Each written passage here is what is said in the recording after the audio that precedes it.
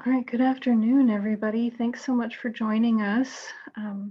We are glad that you are here and glad to be able to welcome John Pfeiffer and Lori Alpern to help us walk through PPP loans and the application process for nonprofits. This is Lisa Mae Simpson. I'm the VP for Learning and Engagement at Forefront. We are a statewide association dedicated to building a vibrant social impact sector for all of the people of Illinois. I want to thank all of you for taking time to learn about how you can support your organization and getting some access to some of these federal relief funds. I hope that this finds you and your families safe and well and in good spirits today.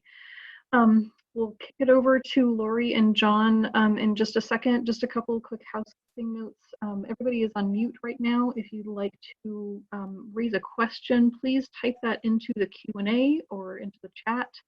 I will be keeping an eye on that while John and Lori share information. If you would like to use your voice at the end of the presentation, you can raise your hand so that I can see that and unmute you. And there is a link in the chat to the document that John and Lori are going to be walking us through, so you can follow that if you'd like to follow up later. We are also recording this, and we'll be happy to share the recording afterwards if you'd like to review it further. So with that, again, John, Lori, I want to thank you and Open Door Advisors for partnering with us to bring this important information to our stakeholders statewide. And I'm going to go ahead and turn it over to you, Lori, to get us started.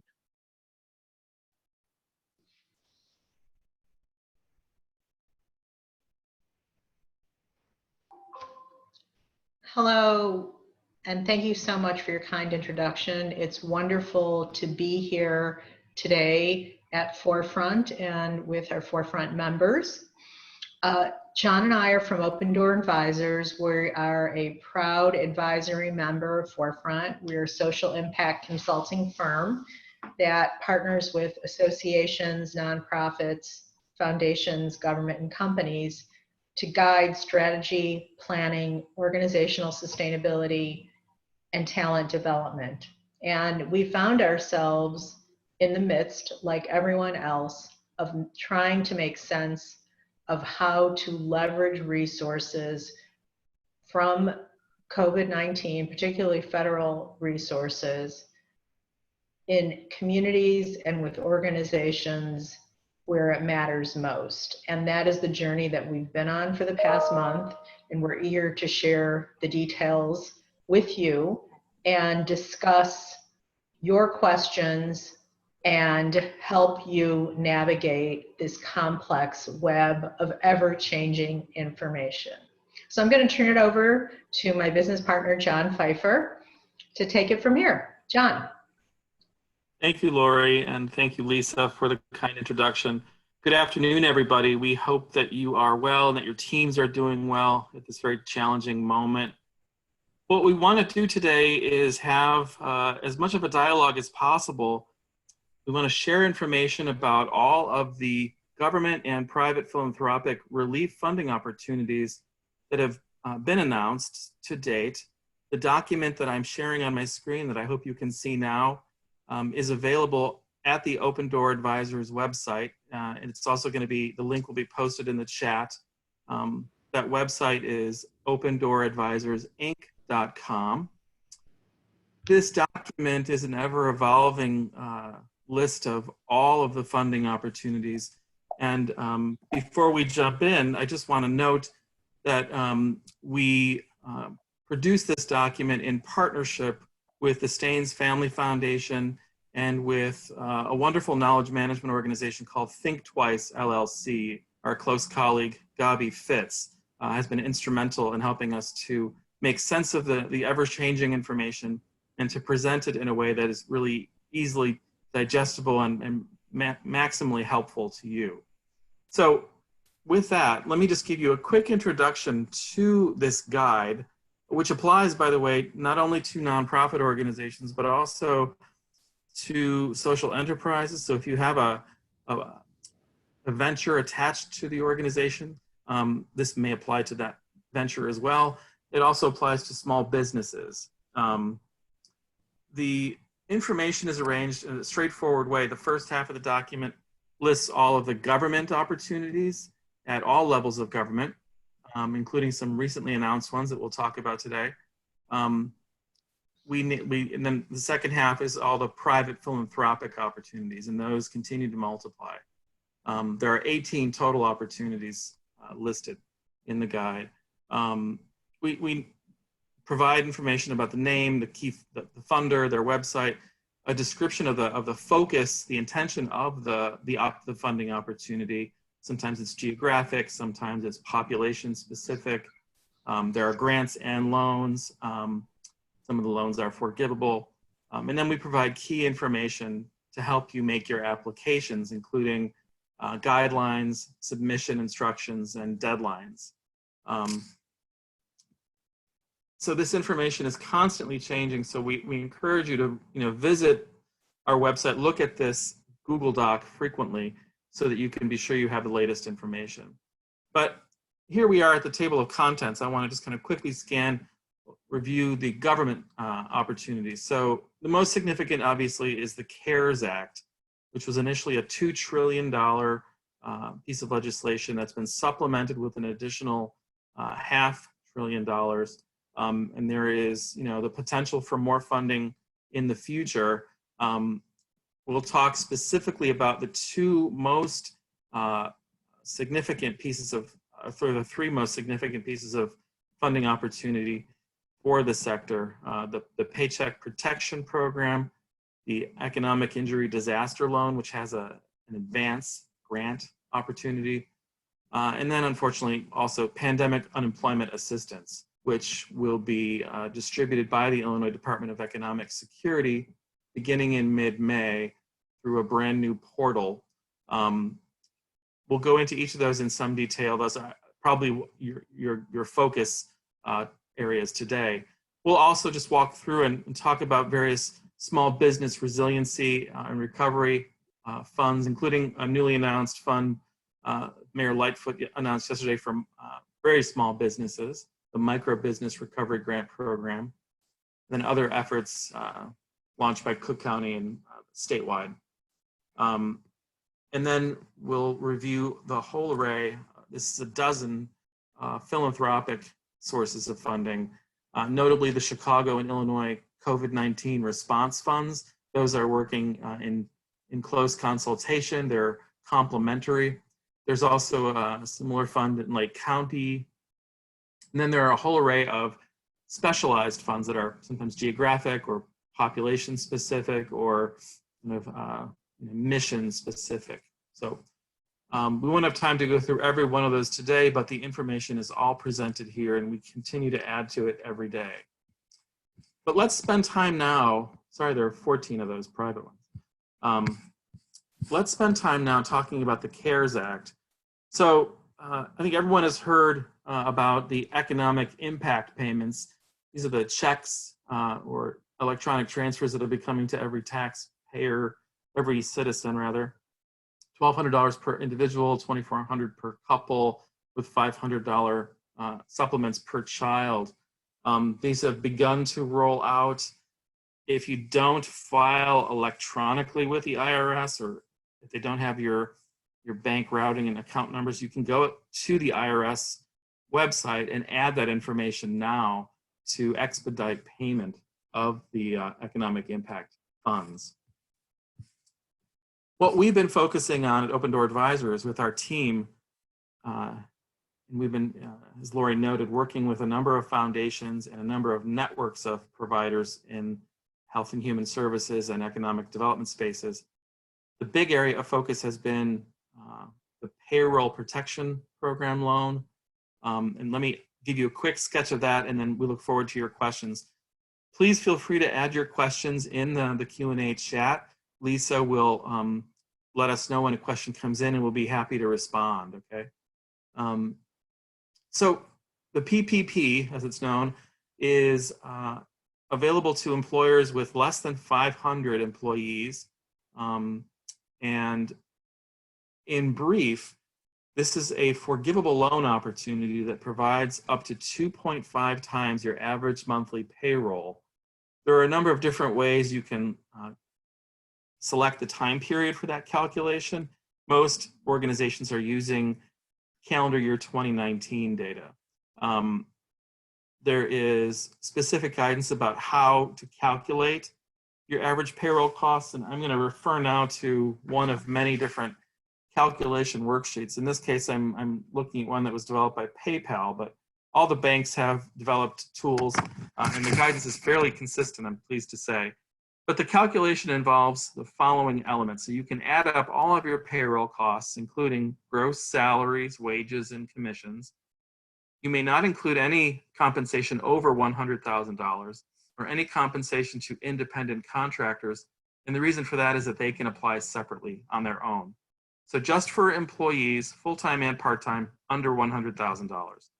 You can add, if it's relevant, cash tips or the equivalent, payment for vacation, parental, family, medical, or sick leave, allowance for separations or dismissals, if there's any kind of like a bulk payment upon separation, payments for the provision of employee benefits, including health benefits, retirement benefits, the share that the nonprofit puts into employee retirement funds, for example. And then finally, state and city payroll taxes, excluding federal insurance, like the FICA calculation. So those all added up are your total payroll costs. You divide them by 12 to get your average monthly payroll costs, and then multiply them by 2.5. The intention here is that the Small Business Administration, the Congress, was seeking to preserve jobs and keep people on payrolls. So the funding amounts to roughly 10 weeks of assistance. The loans are forgivable, and although we don't yet have the exact guidance about the procedure for determining loan forgiveness, we know that so far the guidance has been clear that if the employer maintains its payroll, the number of people on payroll, its head count, and if it maintains the same payroll level, a salary level, or at least 75% of what it was paying on February 15th, 2020. That's a critical date in the legislation. If you have the same number of people as you had on February 15th and you're paying them at least 75% of what you paid them on February 15th, over the course of 8 weeks, starting the clock from when you receive the PPP loan funds, the loan is then eligible for 100% forgiveness. And it's adjustable downward if you aren't able to meet that highest standard. If you're only able to retain 80%, for example, the loan would be 80% forgivable. A couple of important things to mention are that the loan application must be filed with an approved lender that is working with, approved by the Small Business Administration. That is most of the banks that we all know of, all the national and regional banks, many small banks, most small banks in fact, as well as community development financial institutions, credit unions, our friends at IFF and their lending partner, Community Reinvestment Fund, are working on this program, as is Live Oak, which is working with nonprofit organizations.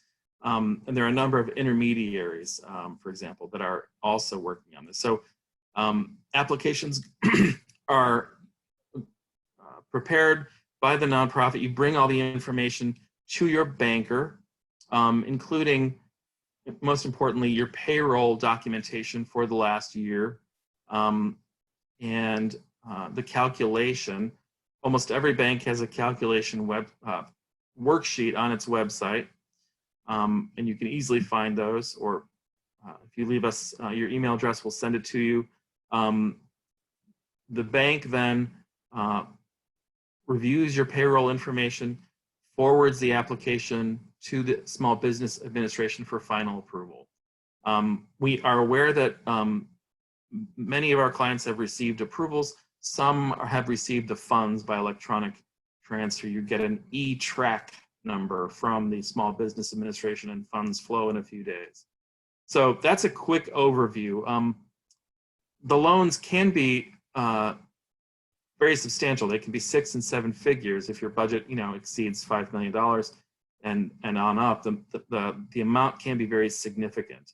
A couple of questions have arisen that I think we'll share because they're interesting ones, and you may have been thinking about this. One question is, for example, my nonprofit receives ongoing funding from various federal, state, local funders. Should I apply because the funding is still flowing?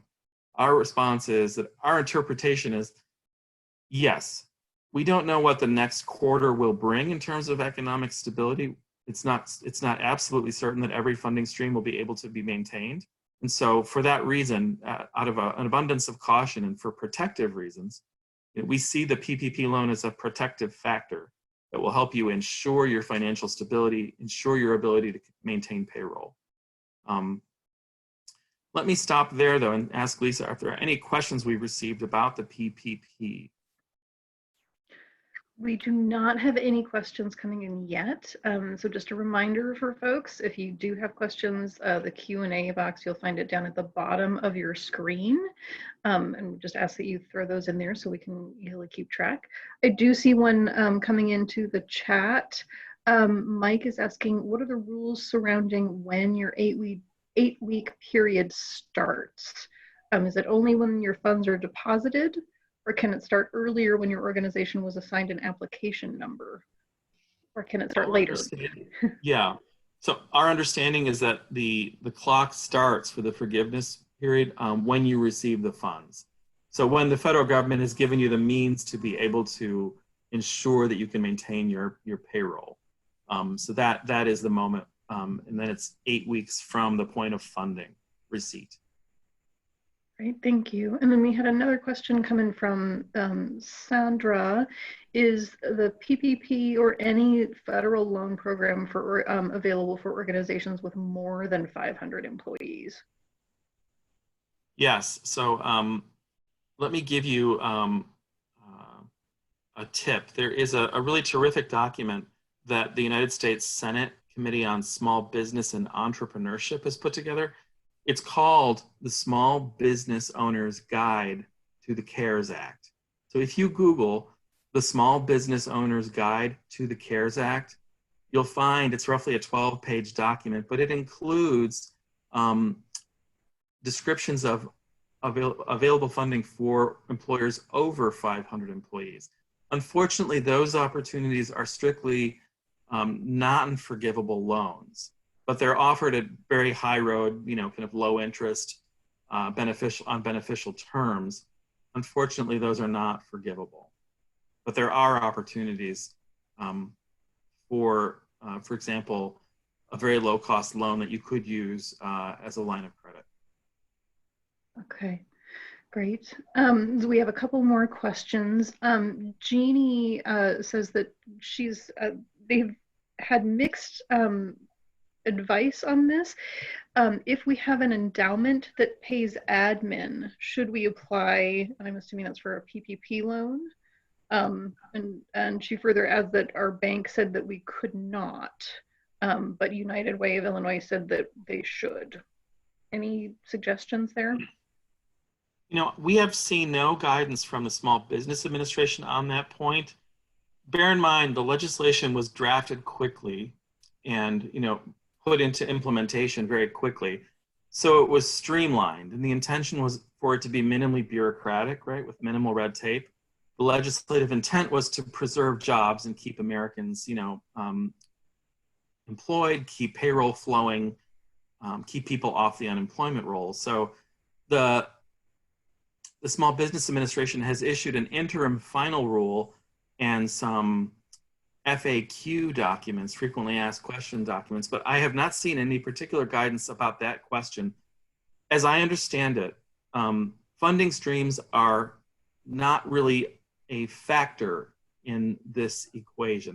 They're not a consideration. Rather, you are being asked to certify whether or not your organization has been adversely impacted by the pandemic. Most organizations can credibly say that because there's so much uncertainty about future funding, right?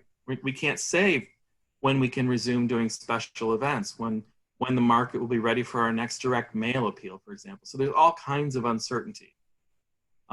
It's not clear, what the next 3 to 6 months look like. So the calculation they've asked you to make is just simply to say, what were your payroll costs last year? Based on an average month, they will provide 2.5 times that amount, or 10 weeks of costs that you can use for payroll, and you can use less than 25% for rent, utilities, and mortgage costs if you have mortgages. But again, we've had questions about, from very, thoughtful, high integrity people saying, well, I have multiple federal sources of funding. Is this considered double dipping? And the legislation is silent on this. And because we have no clarity, we don't have a crystal ball about what the next couple of quarters look like. All we can do is interpret in a fairly literal way the guidelines that have come out from the Small Business Administration. And those would seem to us to indicate that you could apply even if you had an endowment that offered you, annual payouts. Yeah, I think, there's a great dialogue going on in the chat right now, and it is reflective of much of the noise and confusion through no one's fault, but just the lack of guidance around the nuances of these programs. And we are always defaulting right back to the SBA and to the banks. So there's just so much information out there right now, and it is truly lacking. So we take what's in the SBA. They recently, as John said, their initial ruling came out in an interim final 30-page document, and then a few days ago they supplemented that with an FAQ. So there's additional information out. And each bank has its own set of questions. There's typically a common denominator there, but these questions are absolutely on point, and we encourage you to default to SBA and banks to the extent that that's even possible. Yeah. And I think there was one question about I'm just scrolling up. How does PPP interface with the $10,000 forgiveness that is part of the EIDL loan and grant that we'll talk about in a minute? I heard that it somehow applies to the forgiveness part of PPP. So this is another circumstance where rules were made when the EIDL, which is the Economic Injury Disaster Loan Emergency Advance, came out. There were rules between late March and April 3rd, which then changed after April 3rd. So has anyone experienced applying for a PPP loan where they were asked whether they had an approved EIDL loan? So if so, just put a note in the chat. But in most cases, if you apply for a PPP loan, part of that application will ask you, do you have an approved, or have you applied for an EIDL loan? If so, that amount will be subtracted from your PPP forgivable loan. So that's typically how the applications are structured after April 3rd. Prior to April 3rd, it's unclear, but after April 3rd, that's typically how they've been structured. That if you do get an EIDL loan, it would be subtracted from the PPP loan. Thank you, Lori. And we've had a couple more, excuse me, questions pop up in the Q&A. Two of them are about sort of payroll calculations. So I'll take those, throw those to you first. One is asking for guidance about accrual versus cash payout for payrolls in your 8-week forgiveness period. They say our typical procedure is that payroll compensates for the prior 2 weeks. Any suggestions or guidance there? I think the important thing is that you're just maintaining payroll so there's cash flowing. If you can show that you have made payroll payments equal to 8 weeks worth, that should suffice. So in a sense, it doesn't really matter whether you're paying for the current period or if there's some delay. But rather, what's important is that you are paying the equivalent of 2 months of payroll costs, consecutively, consistently, from the date the loan is funded. If you do that, you should qualify for full forgiveness. Thank you. And then, Lori, I see that you've tagged one of the 2 questions that we've got from Ben. I just want to throw out the first one about, again, payroll calculations first, and then I'll kick it over to you to answer the forgiveness part. Ben is asking, is the expectation that, quote, FTEs, or full-time employees, as of February 15th, 2020, should be extrapolated to a monthly hour and compensation framework? So for instance, a teaching artist who is paid on February 15th, 2020 for 1 hour of class should be extrapolated to what would you suggest? The same. So essentially, you're looking for parity between what you were doing on or about mid-February and what you'll do after you receive the loan proceeds. So if you have an equivalent level of number of employees and an equivalent level of salary being paid out, that should suffice. So they'll look at the number of people on payroll, your head count.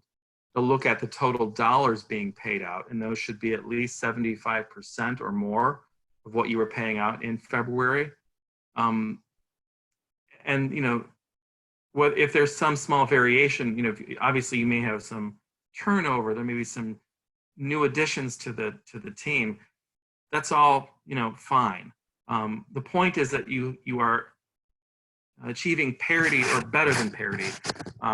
You're paying out as much, if not more, than you were in mid-February to at least the same number of people.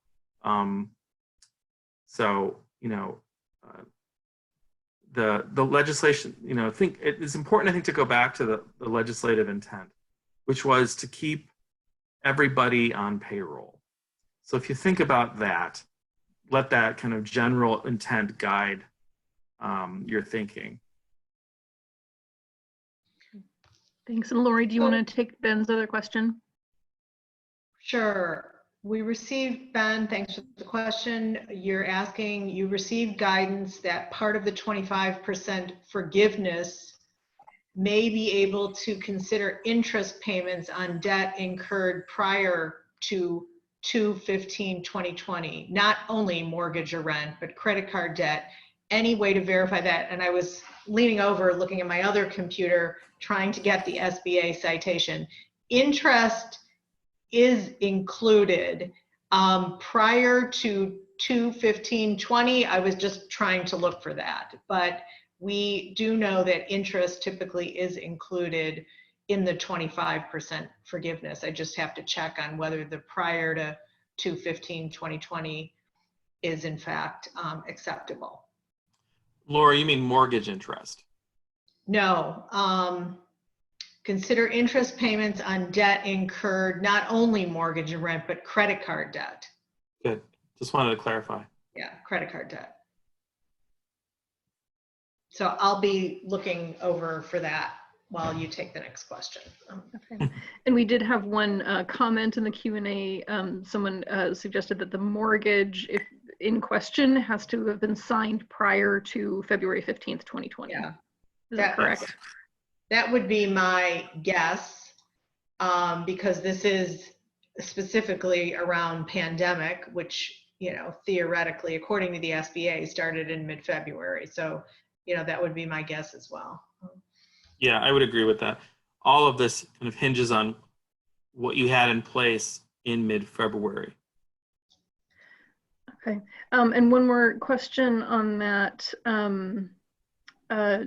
Jeannie's mentioning that they had a part-time employee in February that they have who left the first week of March, and that they have not rehired.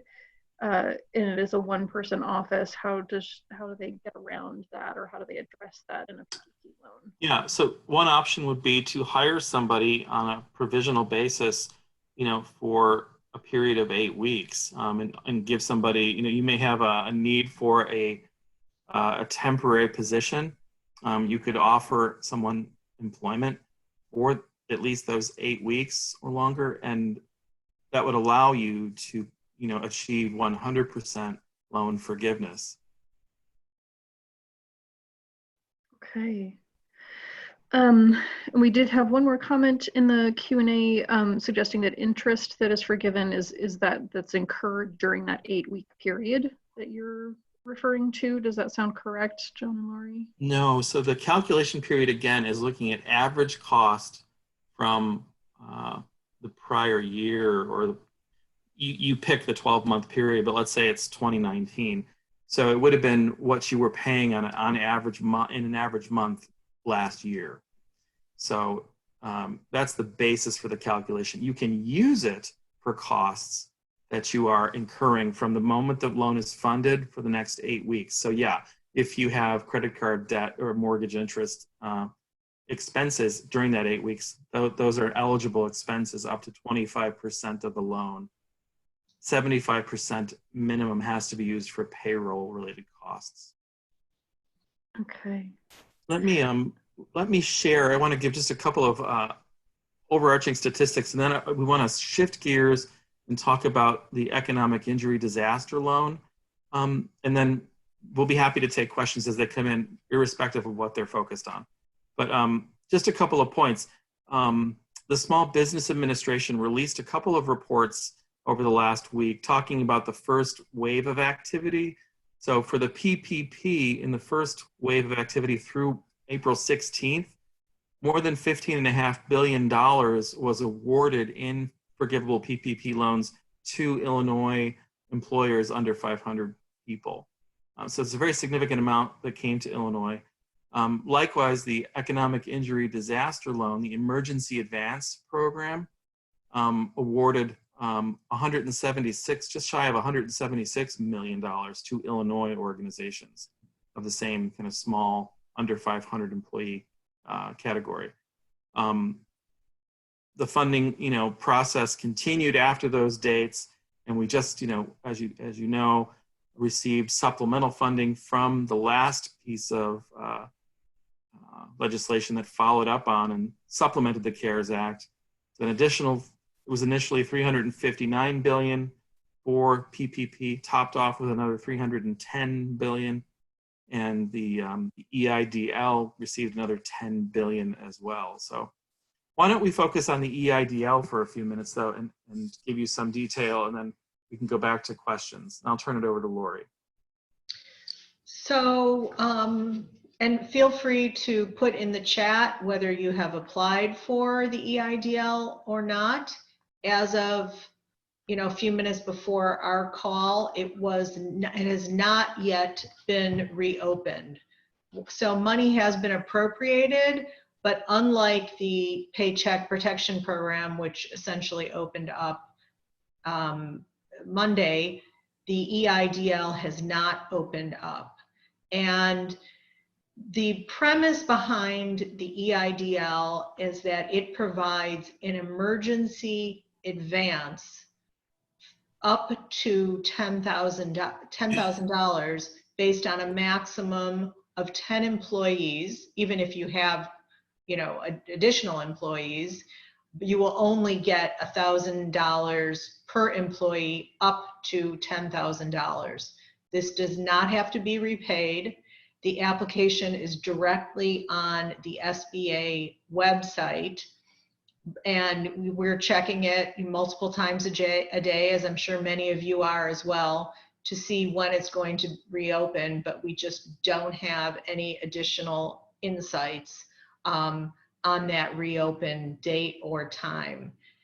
So typically, it's a very streamlined application. You will be asked a number of questions, including what your annual sales are. So as a nonprofit, obviously, unless you're a social enterprise, you do not have sales, but do not put 0 there, because that could be cause for denial.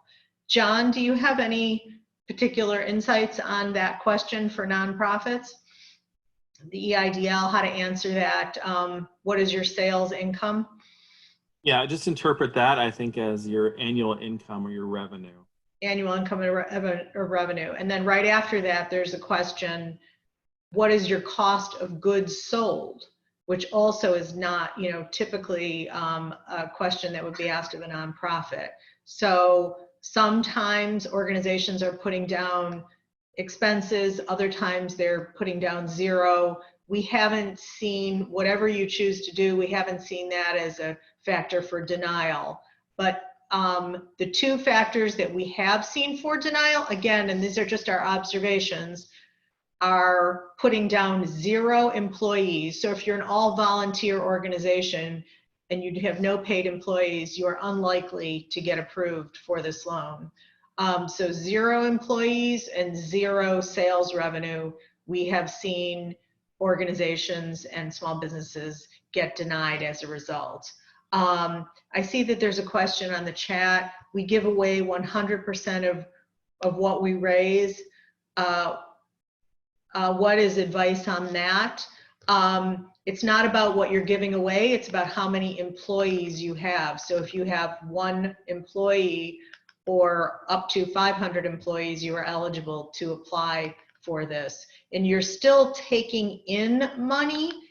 If you're giving away 100% of what you raise, you're still taking in money. So that is revenue. No, the sales advice you just gave, that's, yes. You would equate sales to income, sales to revenue. So if you are taking in $100,000 a year and giving away $100,000, then if it were me, I would put that my sales revenue is $100,000. My cost of goods sold, that's really up to you. I would put either 0 or expenses. Clearly, Another way to interpret that is cost of services delivered.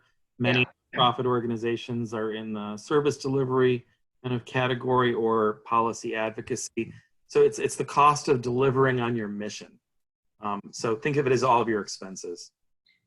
And so I thought showing 100% would throw a red flag. I'm not sure if you mean 100% of giving it all away. So if you could just be a little bit more specific, we can try to answer that question. So you may be wondering, you may have applied and you may not have heard anything from the EIDL. So let me just address a couple of things. First of all, if you haven't applied, keep checking back and definitely apply. And if you are applying, you will go through the application. At the end, you will receive a confirmation number. Write that confirmation number down, print it out, because you will get no further communication from the SBA. You will not get a confirmation. The only communication you will get is if you are denied. Otherwise, you will get 0, no communication, but hopefully one day you will simply get the funds in your bank account. So you do need to have your bank account number and your routing number as well. And the money will simply show up. We've talked to people who early on got, when this just opened, the end of March, beginning of April, got funds within a couple of days. Now people are getting it within 1 to 3 weeks or not at all, or just not hearing anything. The SBA does have an email address that you can write to for questions. I know no one that has received a response. So that doesn't mean you shouldn't do it, but just recognize, this is far from optimal operations. So a couple questions. We receive 250,000 and give out 250,000. So that is what I will place in the application. Okay, that's your choice. Another question, we applied back in March prior to our PPP application. Those funds had to be used for things other than PPP items impacted by COVID-19. We received the 10K, but have not received any other information about the loan itself. So I assume you got that, Mike, just the $10,000 direct in your bank account. We know of no one that has received this money that has gotten any other communication. The money simply shows up in the bank account. Yes, okay. So we have the link there for those of you. I suspect many of you have applied, and we're just going through the process of trying to make sense of how this unfolds from the point of application on, and hopefully we've provided you with some additional insights and details about that, but please continue. I see there's another question on the Q&A that I'll just take a look at. And Lori, there was a question earlier in the chat that I want to circle back to. Toby is asking, when EIDL asks on step 3 for business owners information, they say we are a 501c3 nonprofit. We don't have ownership. Board members are all volunteers. How do we respond to that question as nonprofit? John, I'll turn that. You're on mute. I'll turn that one over to you. Yeah. So this has been a problem for both the PPP and the EIDL. We flagged this for some of the banks, and they adapted their application forms to be appropriate for nonprofits that don't obviously have owners, but rather voluntary governing board members. So we don't know exactly how the SBA would like a nonprofit to answer the question. They have not provided specific guidance. It seems, in terms of accuracy, that the right answer should be 0. Unfortunately, there's no comment field, so you can't provide a rich explanation. It may be, we've seen some organizations that will count the board chair or the CEO, the executive director, as the 100% owner, just for the sake of completing the application, right? It's the person in charge, the authorized applicant. That makes some sense. It's an accommodation to the application process. It's not strict letter of the law, but whatever it takes to push the thing through this kind of jerry-rigged process. If you get an inquiry, you can easily clarify, we are a 501c3 or tax-exempt organization, we are a nonprofit corporation, or whatever legal form you take, and clarify then. But you may want to take that approach. It's just not clear. We don't think that will be a stumbling block, so we don't think that approval will hinge on that answer. Rather, the more significant information is, A, do you have under 500 employees?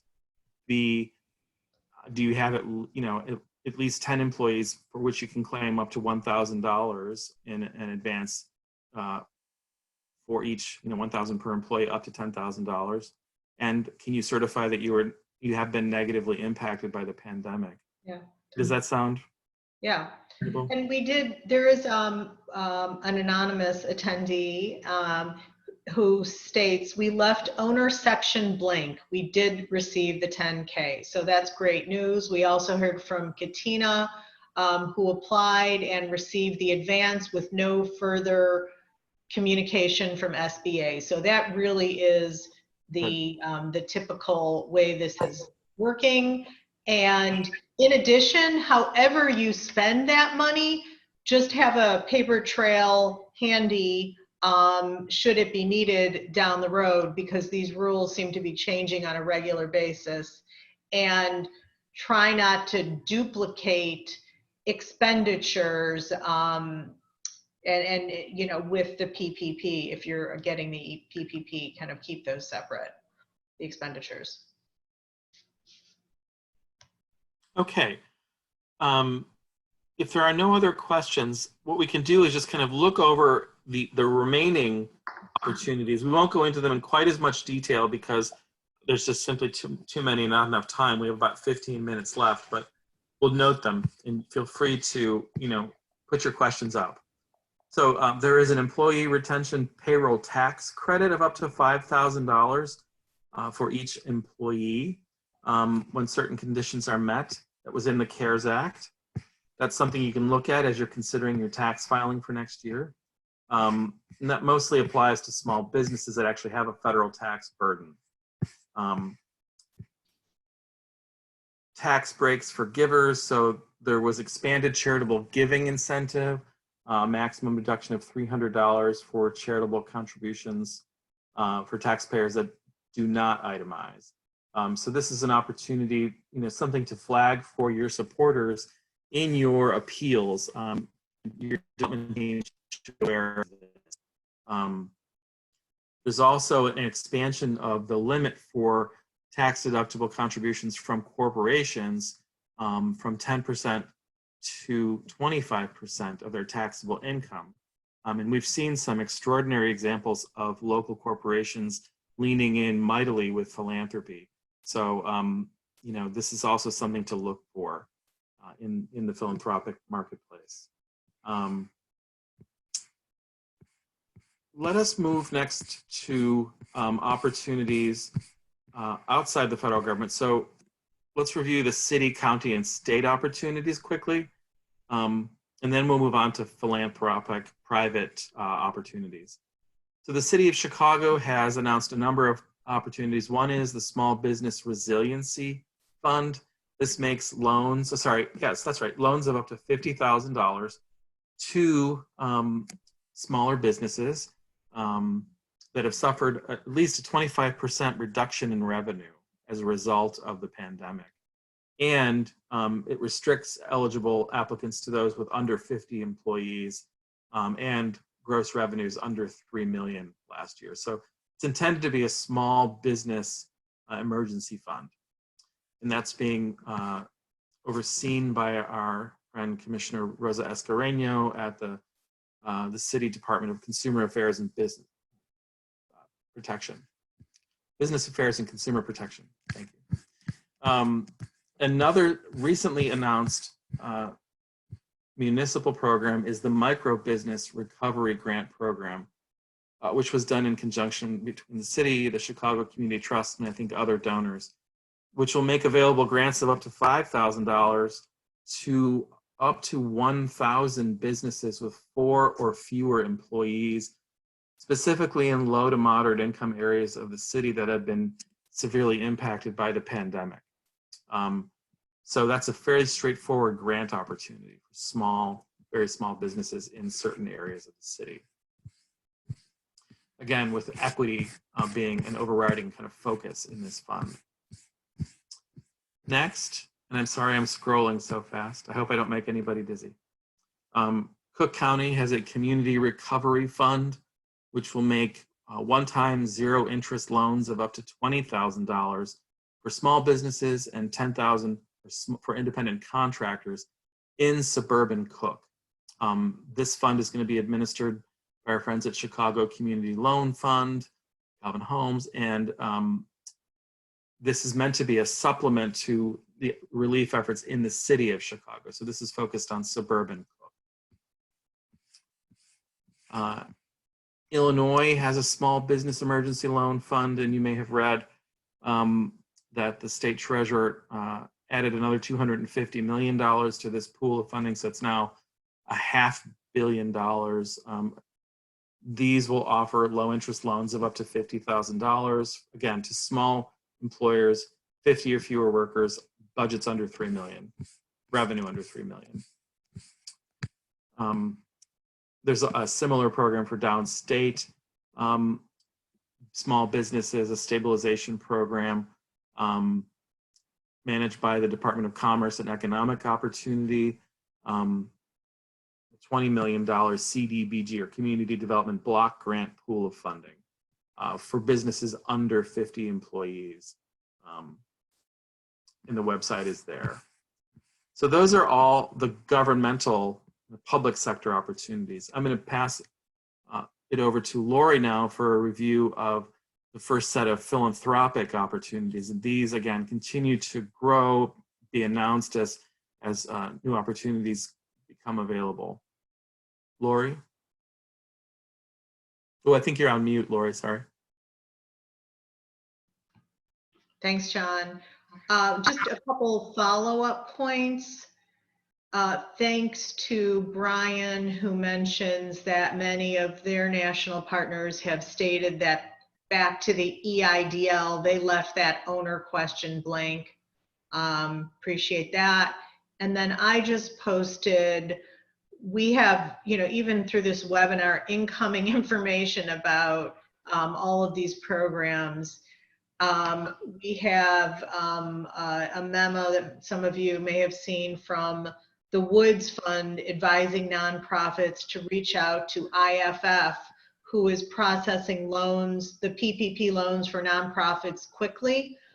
So if that's of interest, go to iff.org, and I put that in the chat as well. There's also Live Oak. We have a number of clients who have gone to Live Oak and who have gotten processed through PPP and gotten funds kind of within days. So let us know if that information is helpful to you or any of your colleagues.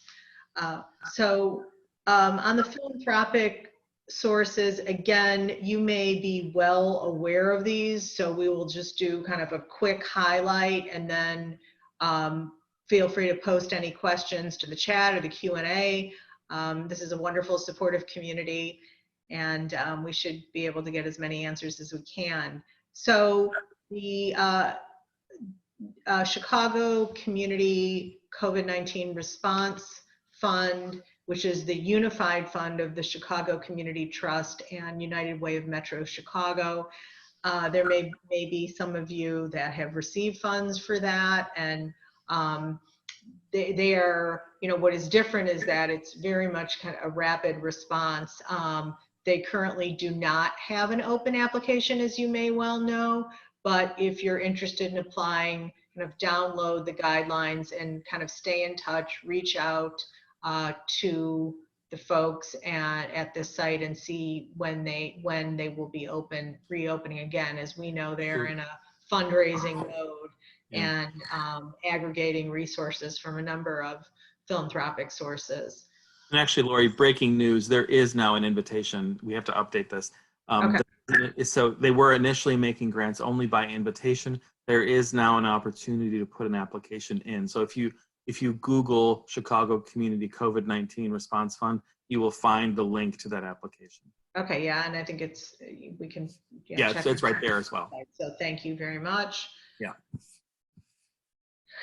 Bottom line is, it's exciting the way the community is coming together, but it certainly is challenging to keep track on your own of all of these different resources. So do feel free to check back on this document, which is updated every couple of days. We have a chat on the thank you Forefront staff for reposting that link. And if you have received funding from that source and you have a comment on it, please share that with us in the chat. The United Way Alliance of Illinois Community Foundations, together with the Governor's Office, has the Illinois COVID-19 Response Fund, which is again an aggregate fund in support of individuals seeking support for basic human needs, healthcare services, and others. And maybe we can scroll up a little, John, on that. You can see here and see the contact information further down. This is not, again, an open application process, but you can sign up for further information on that linked Google form. Thanks, Jeannie, for your kind comment there. We expect that this will continue to be a confusing process, and we want to support each other to break it down throughout. And the best way is talking to each other and continuing to support each other. So Lake County has a similar Lake County focused fund for nonprofits. I don't know if there are any Lake County nonprofits on this call. If there are, and you've taken advantage of this fund, let us know. We'd like to hear about that. And we can move on to A Better Chicago, which is continuing to grow its fund for organizations serving Black and Latinx youth, which typically this foundation has had a strong focus on system inequities around education, and they're making grants, and you can see the contact information down then if you align with that mission and community focus. And John, I'll turn it over. Our housing homeless expert, John, I will turn it back over to you. Thank you, Lori. So our friends at All Chicago established a fund to provide unrestricted and flexible emergency funding for the homeless services sector.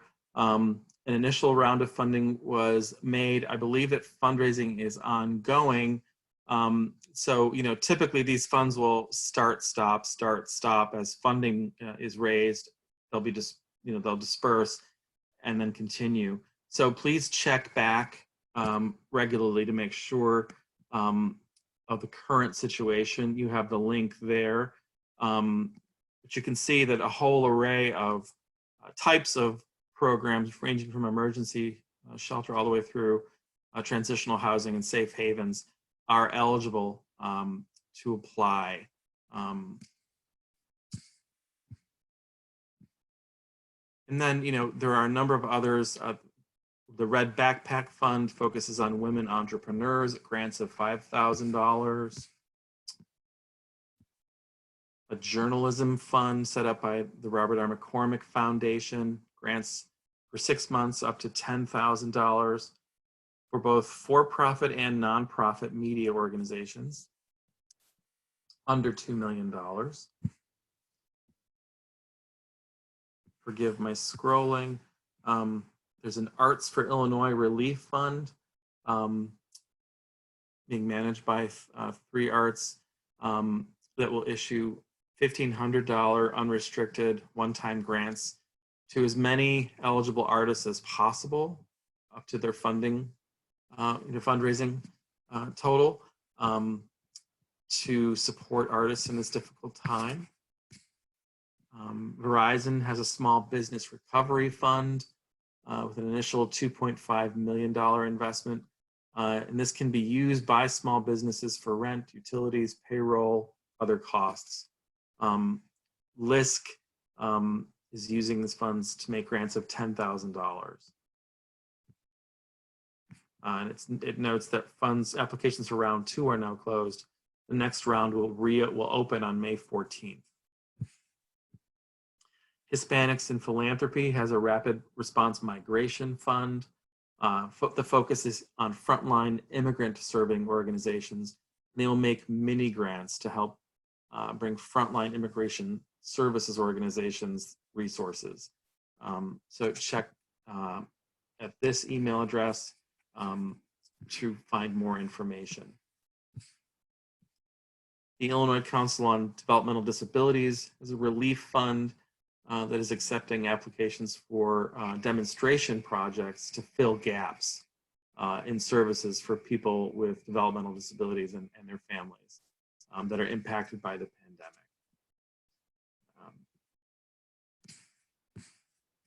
Next, the Open Road Alliance has a fund available specifically for organizations engaging in direct COVID-19 response. There's specific guidelines here, but the goal is to have the organization's use of funds must have a direct impact on flattening the curve of new infections. and be limited in time and focused on the pandemic and its economic and social implications. Grants up to $100,000. We're hearing from Lisa that we're at time, actually. Yeah. Let me just conclude with one on the very final page. I want to draw your attention to one thing. We'll go for one more minute with your permission. We want to note that more than 400 funders have signed a pledge of action to increase their flexibility and loosen requirements during the pandemic. There's a link there for more information. But essentially, the commitment is to be good partners with nonprofit organizations. So the grantor-grantee partnership here, is being honored, and the flexibility that is being offered will allow organizations, for example, to request the conversion of a program-specific grant to become a general operating grant, or for a time period for the fulfillment of grant deliverables, objectives to be extended, things like that, reflect the difficulty of operating in the current environment. So we wanted you to be aware of that, and a variety of special federal and state waivers and opportunities for flexibility in grant administration. Finally, I just want to say again, thank you very much to Forefront, to the team, to Eric and Dawn, to Lisa, for everyone there, for all the gathering of information they have done. The Forefront website has been an extraordinary resource for all of us, and we want to acknowledge their incredible work. Again, we want to thank the Staines Family Foundation for their assistance, their inspiration to us to get this large document produced, and to Think Twice LLC for doing a lot of the curating of the information on an ongoing basis. So we hope this webinar has been useful to you, and we will be happy to answer any additional questions that come in. And I'll pass it to Lori for final comments. Thank you. We know that this is beyond a challenging time for each one of you, and we appreciate the opportunity to be part of your community. Feel free to reach out to us offline at any time, and our contact information is provided, and we just wish you the best of health and well-being during this time. So thank you so much. Take care, everybody. Thank you. Thanks, John. Thanks, Lori. And thank you all for joining us. Please be well. And I hope we'll see you virtually soon. Take care. You well. Bye-bye. Bye. Thank you.